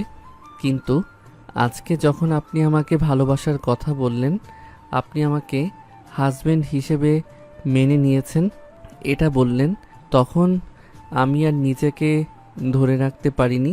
তাই আপনার সঙ্গে এত সুন্দর মধুর রোমান্টিক সময় কাটালাম। তাহলে এই ব্যাপার, আমি তোর সঙ্গে অন্যায় করেছি, সেটার জন্য তুই আমাকে মাফ করে দিস। হাজব্যান্ড ওয়াইফের মধ্যে নো সরি, কিন্তু আজকে থেকে আপনাকে আমি আর কোনো ছেলের সঙ্গে সহ্য করতে পারবো না। আপনি শুধু আমার হয়ে থাকবেন। এটা নিয়ে তোর কোনো চিন্তা করতে হবে না। আজকে থেকে আমি শুধু তোর, তুই শুধুই আমার। আমার জীবন সঙ্গী হিসাবে এখন আমি শুধু তোকেই চাই। তাহলে নাহিদ, আপনি তার সঙ্গে রিলেশন করতেন, ও যদি এখন এই বিষয়টা নিয়ে অনেক ঝামেলা করে তখন? কোনো সময় আমার সামনে ওর কথা বলবে না। ওর সঙ্গে আমি ব্রেকআপ করে দিয়েছি। ওর মতো স্বার্থপর কেউ আমার জীবনে থাকার থেকে তোর মতো বোকা সহজ সরল একজন থাকাই অনেক কিছু। এর মধ্যে হঠাৎ বাইরে থেকে ইরার আম্মু তাদেরকে খাওয়ার জন্য নিচে আসতে বলে। তারা আর বেশি দেরি না করে দ্রুত নিজেদেরকে ঠিক করে নিয়ে খাবার টেবিলে চলে যায়। আবির, কালকে তোমার শোরুমে যেতে হবে না। কালকে কোনো চাপ থাকবে না। আমি অন্য কাউকে দিয়ে কাজগুলো হ্যান্ডেল করার চেষ্টা করব। তুমি বাসায় থাকো, এরাকে সময় দাও। বিয়ের পর থেকে তো ঠিকমতো ওকে সময় দিতে পারো না। আঙ্কেল, আপনার তো কষ্ট হয়ে যাবে, আমি গেলে ভালো হবে। আমি শুধু শুধু বাসায় থেকে কি করব বলেন? রাতে আসলে তো দেখা হবেই। দুলা ভাই, এই সুযোগ কিন্তু বারবার আসে না। আপনাকে যেহেতু আপুর সঙ্গে থাকতে বলেছে, তাকে সময় দিতে বলেছে, আপনি সেটাই করুন। দুইজন মিলে একটু রোমান্টিক টাইম স্পেন্ড করুন। এই তুই কি বলতেছিস? আব্বু আম্মু আছে, সবাই এখানে বসে আছে, তার মধ্যে তুই কথা বলতেছিস? তোর কি জ্ঞান বুদ্ধি কোনোদিনও হবে না? আবির, তুমি এটাই করো। বিয়ের পর থেকে তো ইরাকে সময় দিতে পারো না, সব সময় ব্যস্ত থাকো। ও তো ওর ভার্সিটি নিয়ে ব্যস্ত থাকে। কালকে না হয় দুজনে একটু বাসায় টাইম স্পেন্ড করো, তোমাদের ভালো লাগবে। আরে আমি বলছি, দুলা ভাই আমার কথা শুনলে তো। কিন্তু দুলা ভাই, আপনার কি মনে আছে কালকে কিন্তু আমাকে নিয়ে ঘুরতে যেতে হবে? হ্যাঁ, কেন মনে থাকবে না? অবশ্যই মনে আছে। তোমাকে আমি কথা দিয়েছি, অবশ্যই নিয়ে যাব। ওকে নিয়ে যেতে হবে কেন? তোমরা দুজন ঘুরবা, ওকে সঙ্গে নিয়ে গেলে ও তোমাদের অনেক জ্বালাবে কিন্তু। হ্যাঁ আবির, তোমরা ঘুরতে যাচ্ছ যাও, সেখানে আবার মারিয়াকে নিয়ে যেতে হবে কেন? ও তো এমনিতেই পাক না, সব সময় বেশি কথা বলে। ওকে নিয়ে যেও না তোমরা সঙ্গে। চুপ করো তো তোমরা। খাওয়ার সময় কি শুরু করে দিয়েছো? এত ঘুরোঘুরি করতে হবে না। এখানে সেখানে ঘুরে কি করব? আমাদের দূরে কোথাও ঘুরতে যাওয়া উচিত। সব কিছু যদি তোদেরকে বলে দিতে হয় তাহলে আর লজ্জা শরম বলে কিছু থাকে? ইরার কথা শুনে তার আব্বু আম্মু বুঝতে পারে যে সে কোন বিষয়ে কথা বলতেছে। সেখানকার সবাই বুঝে ফেলে ইরা হানিমুনের কথা বলতেছে। মারিয়া হাসতে শুরু করে। ইরা মারিয়াকে একটা চিমটি কাটে। মারিয়া সঙ্গে সঙ্গে চুপ হয়ে যায়। ইতিমধ্যেই ইরার আম্মু বলে ওঠে, ইরা, আমি বুঝতে পারছি তুই কিসের কথা বলতেছিস। আচ্ছা ঠিক আছে, আমি তোর আব্বুর সঙ্গে এই বিষয়ে কথা বলবো আর চেষ্টা করব দ্রুত তোমাদেরকে দূরে কোথাও ঘোরার প্ল্যান করার জন্য। কিন্তু তোরা দেখ, তোরা কোথায় ঘুরতে যাবি লোকেশন চয়েস কর, তোর আব্বু কিচ্ছু বলবে না, সমস্যা নেই। এই দেখো, বলতে না বলতে এটার অনুমতিও তোমরা পেয়ে গেলে। আপু, আমার জন্য কিন্তু পেয়েছো। আমি যদি তখন উচ্চ স্বরে না আসতাম তাহলে কিন্তু তারা বুঝতো না যে আসল বিষয়টা কি। আমাকে কিন্তু খাওয়াতে হবে আর নতুন কিছু কাপড় দিতে হবে। এই পাকনা, তুই কি একটু চুপ থাকতে পারিস না নাকি? সব সময় শুধু কথাই বলিস, বড়দের মধ্যে কথা বলতে হয় না। আর আমি জানি তোকে বললেও তো শুনবি না। চাচু, তুমি যখন আমি তোমাদের কথা শুনবো না তাহলে কেন বারবার এই একই কথা বলো? হ্যাঁ, দুলা ভাইয়ের সামনে আমার ইজ্জতটাই দিলে শেষ করে। খাবার টেবিলে তখন অনেক হাসাহাসি হচ্ছিল। অনেকদিন পর যেন খাবার টেবিলে আনন্দ ফিরে এসেছিল। আগের মতো সবাই বুঝতে পারে ইরা অনেক পরিবর্তন হয়ে গেছে। সে আর আগের মতো নেই। সবাই খাওয়া দাওয়া শেষ করে যার যার মতো রুমে চলে গেল। ইরা আর আবিরও খাওয়া দাওয়া শেষ করে তাদের রুমে চলে গেল। তারা দুজনে অনেক ক্লান্ত, তাই বেশি দেরি না করে দুজনে একে অপরকে জড়িয়ে ধরে ঘুমিয়ে পড়ে। ভোরের আলো ফুটতেই ইরার ঘুম ভেঙে যায়। সে ঘুম থেকে উঠে ফ্রেশ হয়ে চলে যায় রান্নাঘরে, গিয়ে আবির জন্য চা নাস্তা রেডি করতেছিল। এটা আবার তার আম্মু দেখে ফেলে। পুরো বাড়ির সবাই যেন শকড হয়ে যায়। আমার তো নিজের চোখেই বিশ্বাস হচ্ছে না যে ইরা এসে চা তৈরি করতেছে। তোমরা কি বলতে চাচ্ছ? আমি কি কখনো চা তৈরি করিনি নাকি? আজকে মনে হলো আবিরের জন্য একটু চা তৈরি করি, তাই রান্নাঘরে এসেছি। আর তোমরা আমাকে নিয়ে হাসাহাসি করতেছো। না না, হাসাহাসি করবো কেন? তুই বানা, আমি একটু পর রান্নাঘরে আসতেছি। কি ব্যাপার আপু, শুধু নিজের হাজবেন্ডের জন্য চা বানাচ্ছ? আমাদের জন্য একটু বানাও, আমরা তো টেস্ট করে দেখি তোমার হাতের চা কেমন হয়। নিজের চা নিজের হাতে বানিয়ে খা। আমি কি তোদের জন্য চা বানাবো নাকি? তুই চা পারলে নিয়ে নে, আমি শুধু চাটা বানালাম আবিরের জন্য। বাবা, নিজের হাজবেন্ডের জন্য চা বানাতে পারছো আর আমাদের জন্য একটা কাপ চা বানিয়ে দেবে না? শুনে খারাপ লাগলো। এই পাকনা শর্ত এখান থেকে, শুধু কথা বলেই যাস, চুপ করে থাকতে পারিস না? নিজে নিজে বানিয়ে খা, সর এখান থেকে। ইরা মারিয়াকে পাশ কাটিয়ে তার রুমের দিকে চলে গেল। রুমে গিয়ে দেখে আবির রুমের মধ্যে নেই। এদিক ওদিক তাকালে তাকে কোনোখানে না দেখে ডাকা শুরু করে। কিছুক্ষণ পরে আবির ডাকে সাড়া দেয় যে সে গোসলখানায় আছে। সে গোসল করে ফ্রেশ হয়ে বের হলে দেখে ইরা তার জন্য চা নিয়ে এসেছে। এটা দেখে সে মুচকি মুচকি হাসতে লাগে। তখন ইরা জিজ্ঞেস করে, কি ব্যাপার, তুই হাসাহাসি করতেছিস কেন? আমি কি এমন করলাম? না, অবাক হচ্ছি যে আপনি আমার জন্য নিজের হাতে চা করে নিয়ে এসেছেন। এটা আমার বিশ্বাস হচ্ছে না যে মেয়ে কখনো নিজের হাতে তার জন্য চা বানায় না, সেই মেয়ে আমার জন্য বানিয়ে নিয়ে এসেছে, এটার জন্যই হাসি পাচ্ছে। দেখ, আমাকে কিন্তু ইনসাল্ট করবি না। আমি কিন্তু অনেক শখ করে তোর জন্য চা বানিয়ে নিয়ে এসেছি, কিন্তু তুই আমাকে নিয়ে হাসাহাসি করতেছিস কেন? ওরে আমার সোনা জান পাখি, তুমি রাগ করতেছো কেন? আমি তো তোমার সঙ্গে একটু ফাইজলামও করতেছি, এর জন্য কেউ রাগ করে? পাগলি একটা। আবির হাসি মুখে ইরার হাতের চায়ে চুমুক দিতেই বোঝা যায় যাতে চিনির বদলে লবণ দিয়েছে ইরা, কিন্তু সে বিষয়টা ইরাকে বুঝতে দেয় না। আবির অনেক স্বাদের সঙ্গে চা খাচ্ছিল। চা খাওয়া শেষ করে সে আয়নার সামনে দাঁড়িয়ে নিজেকে ঠিকঠাক করে দিচ্ছিল। এর মধ্যে ইরা একটু চা বাকি ছিল, সেটা চুমুক দেয়। তখন বুঝতে পারে তাতে শুধু লবণ হয়েছে, কিন্তু আবির এটা অনেক সুন্দর মতো খেয়েছে, যেন তাতে লবণ নয় চিনি হয়েছিল। আসলে ইরাকে সে কষ্ট দিতে চায়নি, কারণ প্রথম প্রথম চা বানিয়েছে, একটু ভুল হয়েছে, সেটা মানিয়ে নেওয়ার চেষ্টা করেছে আবির। কি ব্যাপার, চায়ে তো অনেক লবণ হয়েছে, কিন্তু তুই আমাকে কোনো কিছুই বললি না, শুধু খেয়েই গেলি। লবণ হয়েছে তো কি হয়েছে? প্রথম প্রথম চা বানাতে গেছেন, একটু তো মিস্টেক হতে পারে, এটা কোনো সমস্যা না, এরপরে সব ঠিক হয়ে যাবে। তাই বলে তুই এরকম তেতো একটা চা মনের আনন্দ নিয়ে খেয়ে ফেললি? একটু কিছু বললি না? বেশ অবাক লাগছে আমার। তুই এত ভালোবাসিস আমাকে যে একটু কষ্ট পাবো দেখে সব তুই লুকিয়ে গেছিস। আচ্ছা, আপনি এখন এগুলো কথা বাদ দিন, আজকে কোথায় ঘুরতে যাবেন সেটা বলুন। আজকে কোথায় যাব সেটাই তো বুঝতে পারতেছি না, একটু ভেবে দেখতে হবে। আশেপাশে কোথায় ভালো একটা রেস্টুরেন্টে গিয়ে বসবো, তুই আর আমি ভালো সময় কাটাবো। আচ্ছা, একটা কথা বলি, এখন কি আমরা তুই বা আপনি না বলে সরাসরি তুমিতে নেমে আসতে পারি না? নাকি আপনার কোনো প্রবলেম আছে? যদি আপনার কোনো সমস্যা থাকে তাহলে এভাবেই ঠিকঠাক। তুই একদম আমার মনের কথাই বলেছিস।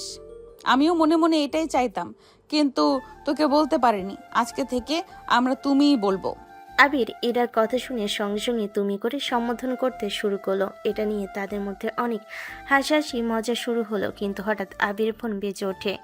আবিরকে একটু শোরুমে যেতে হবে, অনেক ইম্পর্ট্যান্ট একটা কাজ চলে এসেছে। কাজটা করতে 10 মিনিট মতো সময় লাগবে, সেজন্য ইরাকে বাসায় রেখে এসে কাজটি করতে চলে যায়। ওখানে গিয়ে ইরার আব্বু বলে, তুমি চলে এসেছো? দেখো আমার না কিছুই মনে থাকে না, তোমাকে ফোন দিয়ে আসতে বারণ করব, আমার একটুও মনে ছিল না। আচ্ছা এসেছো, ভালো হয়েছে। এই টাকাটা নাও। না না আঙ্কেল, টাকা লাগবে না। আমার কাছে টাকা আছে, সমস্যা নেই, আমি চালিয়ে যেতে পারবো। আপনি একটা গুরুত্বপূর্ণ কাজের জন্য আমাকে ফোন করেছিলেন, তাহলে সেটা করেই যাই। সেই জন্যই তো বললাম তোমাকে ফোন করে আসতে বারণ করব। আমার একটুও মনে ছিল না। যে কাজের জন্য তোমাকে আসতে বলেছিলাম সেটা কমপ্লিট হয়ে গেছে। এখন তুমি বাসার দিকে চলে যাও, আর এই যে টাকাটা নিয়ে যাও। আবির টাকাটা নিতে চাচ্ছিল না, কিন্তু ইরার বাবার জোরাজোরিতে সে টাকাটা নিতে বাধ্য হয়। সে টাকাটা নিয়ে বাসার দিকে যাবে, রিকশায় উঠতে যাবে, তখনই তাকিয়ে দেখে ইরা রিকশা করে কোথায় একটা যাচ্ছিল, সঙ্গে মারিয়াও ছিল। সে ইরাকে ডাকাটে কি করে সে শুনতে পায় না, তাই রিকশা নিয়ে ইরাকে ফলো করতে লাগলো। ইরা একটা জায়গায় গিয়ে রিকশা থেকে নেমে নাহিদের সঙ্গে দেখা হয়। ইরা নাহিদের সঙ্গে কথা বলতে শুরু করে। এটা দেখে আবির অনেক রেগে যায়। রিকশা থেকে নেমে ভাড়া দিয়ে সেদিকে যাচ্ছিল, এর মধ্যে ইরার হাত ধরে জোরপূর্বক টেনে নিয়ে ফাঁকা একটা জায়গার দিকে নিয়ে যাচ্ছিল নাহিদ। এটা দেখে আবিরের মাথায় রক্ত উঠে যায়। সে দৌড়ে গিয়ে দেখে সেখানে আরো 5-7 জন ছেলে উপস্থিত। আবির বলে ওঠে, কি ব্যাপার, তোমরা আমার ওয়াইফকে কোথায় নিয়ে যাচ্ছ? ছাড়ো বলতেছি, এটা কিন্তু ঠিক হচ্ছে না। আবির, তুমি কোথা থেকে আসলে? তুমি একটা কাজ করো, মারিয়াকে ওদের হাত থেকে ছাড়িয়ে নাও। এরা কিন্তু খারাপ ছেলে। এরা আমাকে মিথ্যা কথা বলে নাহিদ এখানে নিয়ে এসেছে। আমাকে বলেছে ওর নতুন গার্লফ্রেন্ডের সঙ্গে আমার পরিচয় করিয়ে দেবে, আর আমাদের মধ্যে সম্পর্ক বন্ধুত্বের মতো রাখবে। কিন্তু এখানে আসার পর ও আমার সঙ্গে জোর জবরদস্তি করতেছে, আমার ক্ষতি করতে চাচ্ছে। তুমি প্লিজ কিছু একটা করো। তুমি এখানে আসার আগে আমার সঙ্গে একটাবার কথা বলতে পারতে। আমাকে যদি বলতে তাহলে আমি তোমার সঙ্গে আসতাম। তুমি মারিয়াকে কেন সঙ্গে করে নিয়ে এসেছো? শুধু শুধু মেয়েটাকে বিপদে ফেলে দিয়েছো। সরি আবির, আমি বুঝতে পারিনি যে ওদের উদ্দেশ্য খারাপ ছিল। আমি তো সরল মনে এখানে চলে এসেছি, কিন্তু এখানে এসে দেখি এই অবস্থা। কিরে পুচকে, তুই কোথা থেকে আসলি? যা এখান থেকে যা, তা না হলে কিন্তু হাত পা ভেঙে একদম নদীতে ভাসিয়ে দেব। তোমরা আসলে কি চাও? হ্যাঁ, তোমরা আমার আপুর ক্ষতি করতে যাচ্ছ কেন? কি করেছে আমার আপু সেটা তো বলবে। তোমরা তোমরা তো অনেক খারাপ। আরে তুই তো এখনো খারাপের কিছুই দেখিসনি। তুই পিচ্ছে একটা মেয়ে হয়ে এত কথা বলিস কেন? চুপচাপ থাক, না হলে তোর অবস্থা তোর বোনের মতোই হবে। তোমরা বাজে ছেলে। আমার আব্বু যদি শুনতে পারে তাহলে কিন্তু তোমাদের একটাকেও ছাড়বে না, তোমাদের সবাইকে পুলিশে দেবে। এখনো ভালো করে বলছে, আমার আপুকে ছেড়ে দাও। এই মেয়েটা তো অনেক বেশি কথা বলছে। তোকে যদি আর একটাবার কিছু বলতে শুনেছি তাহলে কিন্তু তোর অবস্থা খারাপ করে ফেলবো। পিচ্ছি মেয়ে দেখে কিছু বলতেছি না, আমার ধৈর্যের পরীক্ষা নিস না।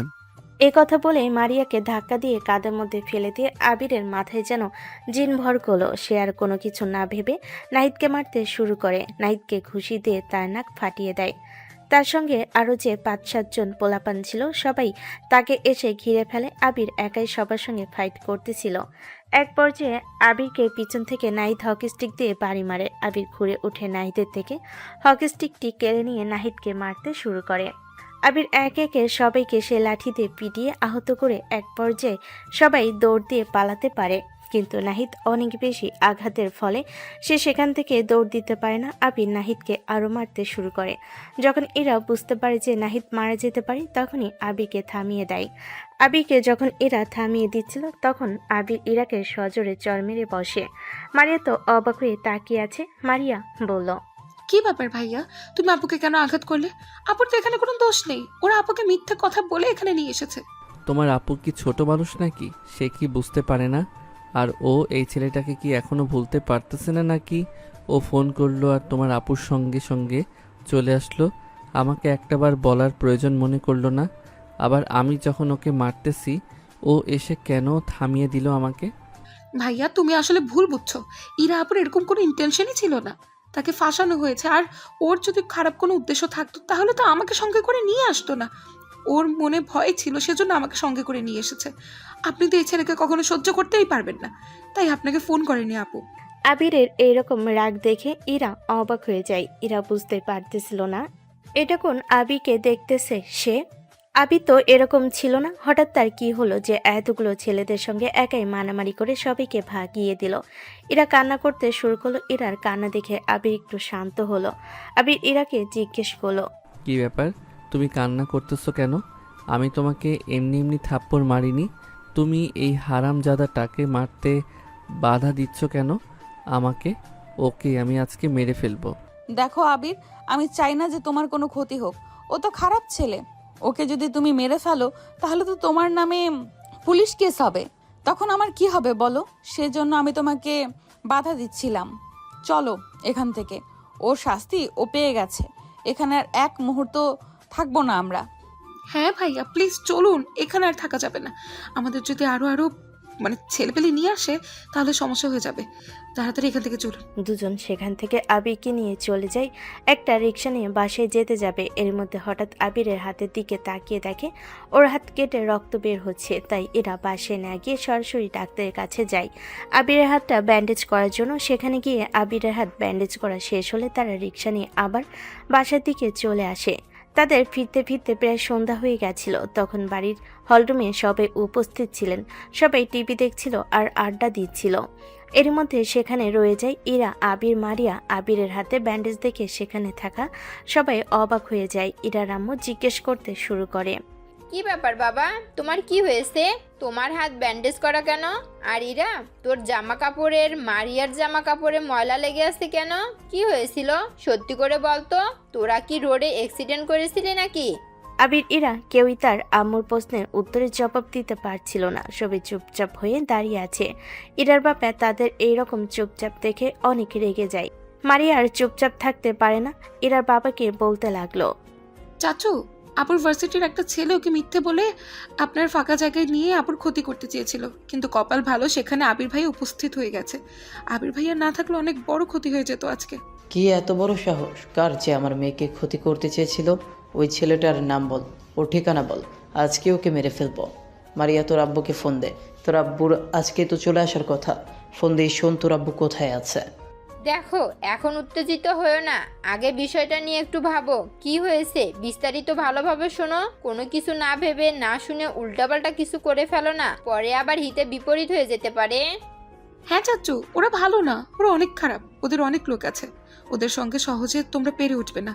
ওদের সঙ্গে গ্যাঞ্জাম করতে যেও না, যা হওয়ার সেটা তো হয়েই গেছে।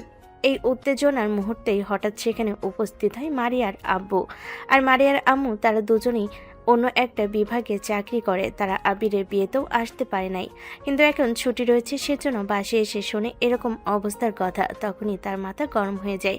তাদের বাড়ির মেয়ের সঙ্গে এরকম আচরণ তারা মেনে নিতে পারতেছে না। কার এত সাহস ভাইয়া বলেন? আমার কিন্তু মাথায় রক্ত উঠে যাচ্ছে। আবার আমাদের পরিবারের জামাইকে ওরা মারধর করেছে। আব্বু, তুমি তো মাত্রই আসলে, একটু ঠান্ডা হও, আগে বিস্তারিত শোনো। আর আবির ভাইয়াকে তো ওরা মারেনি, আবির ভাইয়া ওদেরকে অনেক মেরেছে। এই কারণে আবির ভাই তার হাতে আঘাত লেগেছে। আবির ভাইয়া ওদের এত মেরেছে 5-6 জন তো পালিয়েছে। আর যে মূল শয়তান, সে আর উঠে দাঁড়াতেই পারেনি, ওখানেই শুয়ে পড়েছিল। আবির ভাইয়া তোমাকে মেরে ফেলতো, কিন্তু উফ, ইরা আপনি জোর করে আবির ভাইয়াকে সেখান থেকে নিয়ে এসেছে। কি বলো? ওরা কারা? ওদের এত বড় সাহস একটা মেয়েকে এইভাবে ডেকে নিয়ে তার ক্ষতি করতে চায়? ওদের তো সহজে ছাড়া যাবে না। দেখো, তোমরা সবাই মাথা ঠান্ডা করো। যেটা হবার সেটা তো হয়ে গেছে। আর তুমি তো মারিয়ার মুখ থেকে শুনলে আবির তো ওই ছেলেদেরকে অনেক মারধর করেছে। একটা ছেলের অবস্থা নাকি আশঙ্কাজনক। এখন এর মধ্যে যদি আবার তোমরা নতুন করে ঝামেলা করতে যাও তাহলে কিন্তু এখানে পুলিশ ছড়িয়ে যেতে পারে। তাই যা হবার হয়ে গেছে, ওরা মামলা করেও সাহস পাবে না।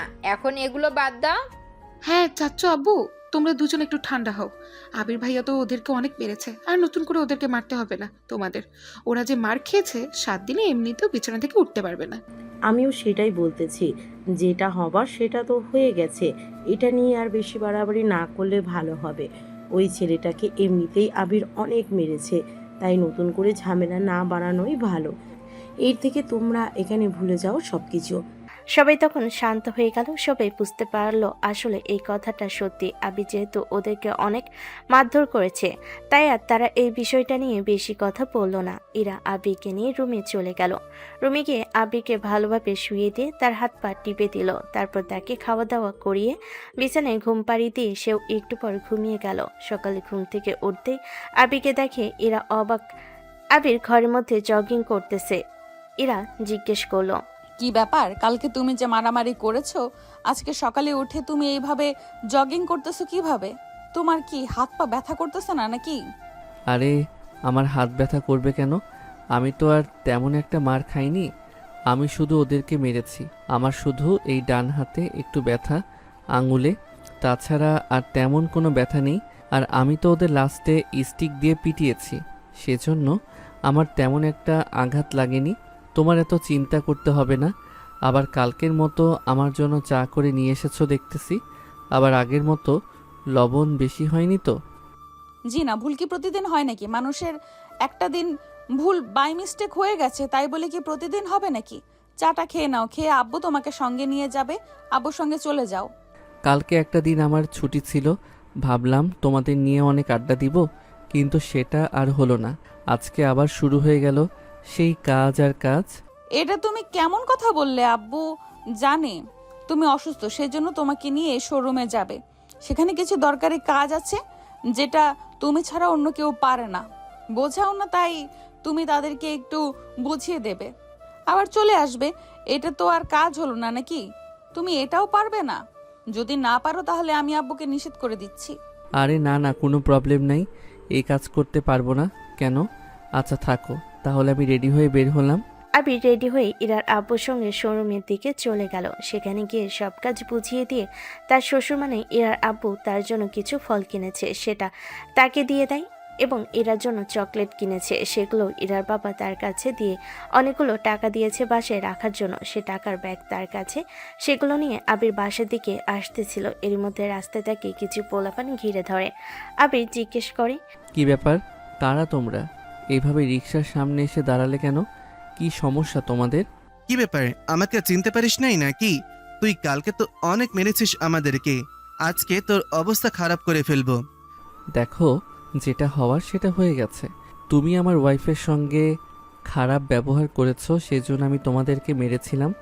তখন আমার মাথা ঠিক ছিল না, কিন্তু এখন তোমরা আমার সঙ্গে আর কোনো গ্যাঞ্জাম কইরো না।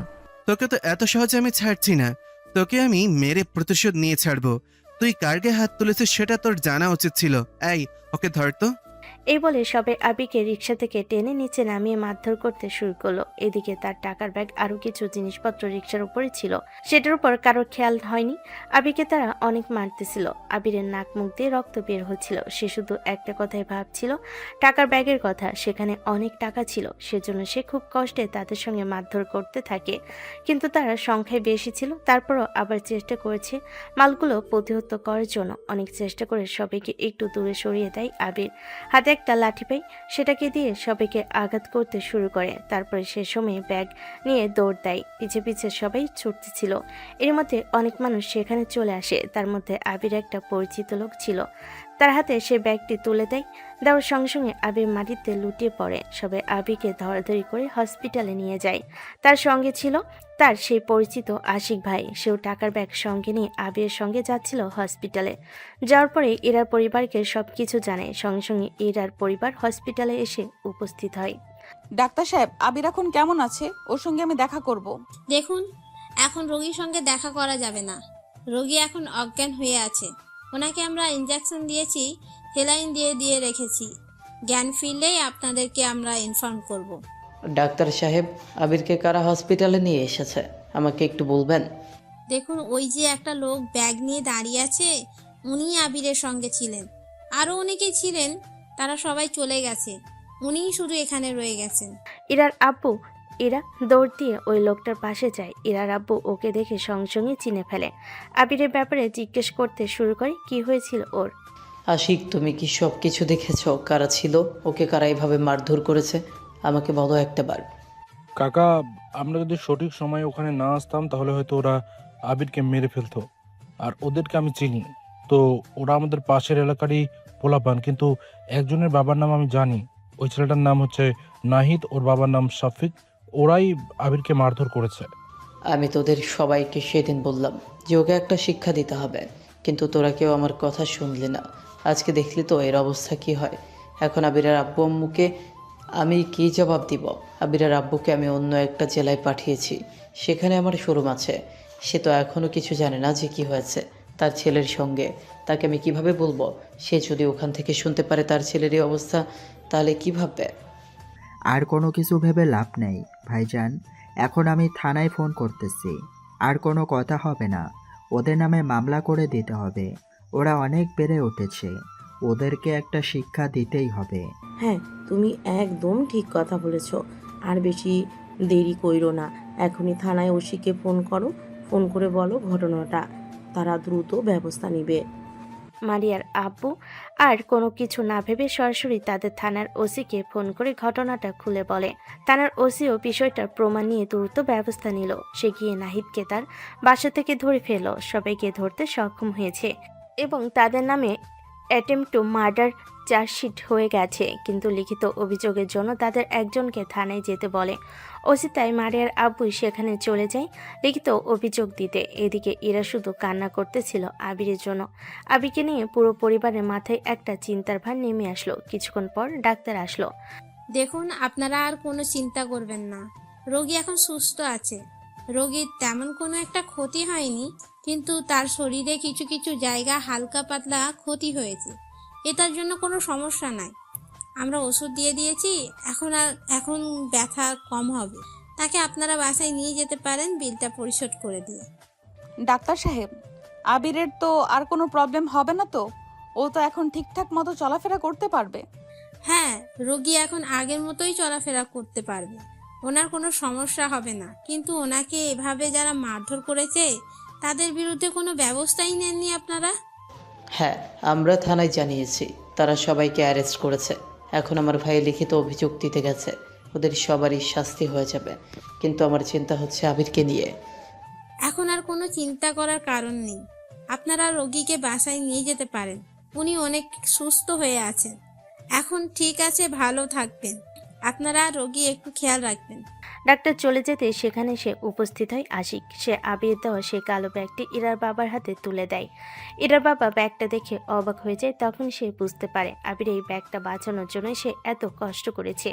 এই ব্যাগটা আশিকের হাতে তুলে দিয়ে এসে অজ্ঞান হয়ে মাটিতে লুটিয়ে পড়েছে। তখনই ইরার বাবা অবাক হয়ে যায় যে ঠিক এই কারণেই আবিরকে এত পছন্দ করে সে। এদিকে আবিকে বাসায় নিয়ে যাওয়ার ব্যবস্থা করতেছিল সবাই, আর এইদিকে থানায় মারিয়ার বাবা গিয়ে লিখিত অভিযোগ করার পরে সবার নামে অ্যাটেম্প টু মার্ডারের মামলা হয়। তাদের পরিবার অনেক রিকোয়েস্ট করার পরও সে মামলা তুলতে রাজি নয় মারিয়ার বাবা। সে থানা থেকে বেরিয়ে সোজা বাসায় চলে আসে। ওদিকে হাসপাতাল থেকে আবিরকে নিয়ে তারা সবাই বাসায় চলে আসে। এসে আবিরকে বিছানায় শুয়ে দেয় আর সারাক্ষণ এরা আবিরের পাশেই বসে থাকতো যাতে তার কষ্ট না হয়। এভাবে 5-7 দিন চলে যাওয়ার পরে আবির পুরোপুরি সুস্থ হয়ে যায়, আর এইদিকে ওই বকাটে ছেলেগুলো সাজা হয়ে যায়। আচ্ছা আবির, তুমি এত বড় রিস্ক কেমনে নিলে বলো তো? টাকার ব্যাগটা তখনই যদি রেখে পালিয়ে আসতে তাহলে কিন্তু তোমার এত মার খেতে হতো না। কি বলতেছেন? আমি এটা কখনোই করতে পারতাম না। ওই টাকাটা আমার জন্য আমানত ছিল, আর আমি আমানতের খেয়ানত করতে পারবো না। আমাকে সবাই ভুল বুঝতো, তাই আমি জানপ্রাণ দিয়ে চেষ্টা করেছি টাকাগুলো রক্ষা করার জন্য। তাই বলে তুমি এত কষ্ট করবে? যদি টাকাটা রেখে পালিয়ে যেতে তাহলে তুমি বেঁচে যেতে হয়তো, কিন্তু তুমি আরও একবার প্রমাণ করে দিলে যে তোমাকে আমি কেন এত বিশ্বাস করি, এত ভালোবাসি। আর ঠিক সেই কারণেই তোমার মতো একটা ছেলেকে আমার মেয়ের হাজব্যান্ড হিসেবে বেছে নিয়েছি। কারণ আমি জানি তোমার মতো ছেলে যে ঘরের জামাই হবে সেই ঘরে কখনোই বিপদ আসতে পারে না।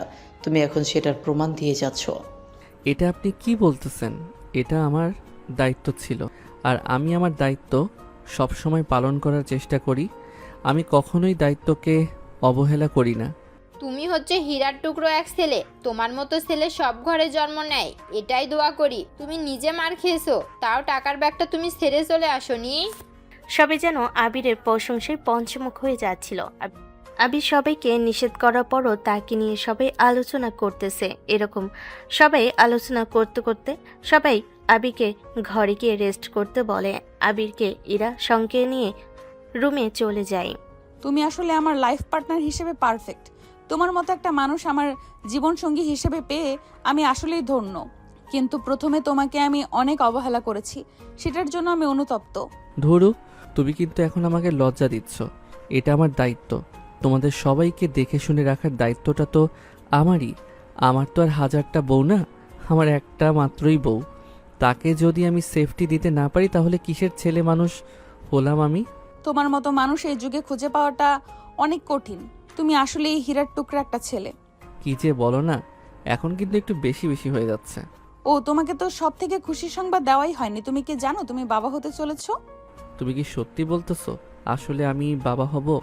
কতদিন হলো আমাকে তো জানাওনি। কিভাবে জানাবো বলো? আজকেই তো পরীক্ষা করলাম, পরীক্ষা করে পজিটিভ আসছে। তুমি খুশি না? কি বলতেছো? এই কথা শোনার পরে কোনো ছেলে খুশি না হয়ে পারে? বাবা হব খুশি একদিকে আর অন্য সব খুশি একদিকে রাখলে সমান ওজনই হবে। আমার এখনো বিশ্বাস হচ্ছে না। বেশি না, আর 8 মাস দেরি করো, তারপরে আমাদের ঘরে ফুটফুটে একটা বাচ্চা জন্ম নেবে। আমাদের নতুন অতিথি এখনো আব্বু আম্মুকে এটা বলিনি, কারণ আমি সবার আগে কথাটা তোমাকে জানাতে চেয়েছি। এখন তোমাকে বলেছি, এখন সবাইকে বলবো গিয়ে। বাচ্চা হওয়ার কথা শুনে আবির অনেক খুশি হয়েছে। সে যদি এখন সুস্থ থাকতো হয়তো খুশিতে নাচতে শুরু করত। ইরাকে তার কাছে নিয়ে তাকে দুগালে চুমু খাচ্ছিল আর আদর করতেছিল। তার দুজন যে একে অপরকে কত ভালোবাসে সেটার প্রমাণ দিচ্ছিল। আবির যেন পুরো পরিবারের সবার কাছে পারফেক্ট, সত্যবাদী, সৎ একটা ছেলে নামে পরিচিতি পেয়ে গেছে। পুরো পরিবারের সবাই আবিরকে অনেক ভালোবাসে। পুরো পরিবার যখন জেনে যায় তাদের ঘরে নতুন অতিথি আসতে চলেছে, সবাই অনেক খুশি হয়। মার্কেট থেকে মিষ্টি এনে সবাইকে মিষ্টি দিতে শুরু করে। এদিকে ইরার আব্বু আম্মুর খুশি দেখে কে, তারা নানু হতে চলেছে। এর মতো আনন্দদায়ক আর কিছুই হতে পারে না। এদিকে আবির ইরাকে তার বুকের সঙ্গে জড়িয়ে ধরে শুয়ে আছে। দুজন দুজনকে কথা দিয়েছে তারা কেউ কাউকে কখনো ছেড়ে যাবে না। ভালোবাসার মূল্য সবাই দিতে জানে না। ভালোবাসার মূল্য যে দিতে জানে তাকে কেউ কখনো ছেড়ে চলে যায় না। পৃথিবীর সব ভালোবাসা এবং সব পরিবার যদি এরকম হতো ফ্রি মাইন্ডেড, তাহলে কখনোই হাজব্যান্ড ওয়াইফের মধ্যে খারাপ সম্পর্ক হবে না। এভাবেই হাসি খুশিভাবে গল্পটার শেষ প্রান্তে চলে আসলাম আমরা। সবাই ভালো থাকবেন।